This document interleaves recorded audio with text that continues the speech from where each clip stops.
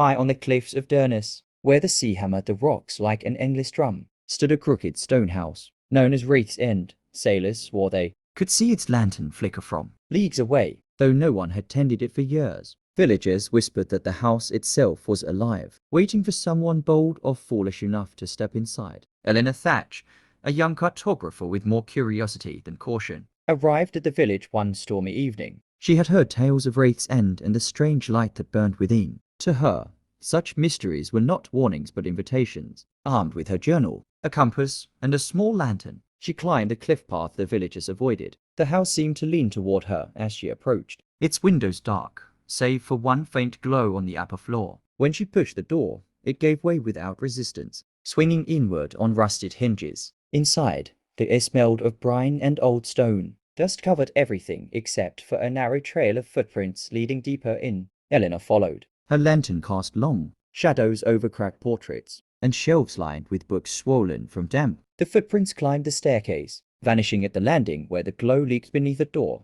She hesitated, then turned the knob. Inside was a study, untouched by time. A fire roared in the hearth, though no wood lay within. Maps of unknown lands blanketed the walls, ink still glistening fresh. At the desk sat a man, skeletal and pale, quill in hand. He did not look up, only muttered, "You're late." Eleanor's heart hammered, but her voice held steady. Late for what? The figure finally lifted his gaze. His eyes were endless tide pools, swirling with stormlight. The world has more edges than you've charted. Someone must keep drawing them, even after death. You've been chosen. Before she could move, the man pressed the quill into her hand. The maps on the walls stirred, coastlines shifting, mountains rising, seas widening. Her journal flew open on its own, pages blank and waiting. The fire roared higher, and the man dissolved into ash, scattering across the room like a gust of wind. The glow in the lantern she carried burned brighter, no longer yellow but ocean-deep blue. When Eleanor left Wraith's End, dawn was breaking. She no longer felt like a visitor in the house. It had given her its purpose.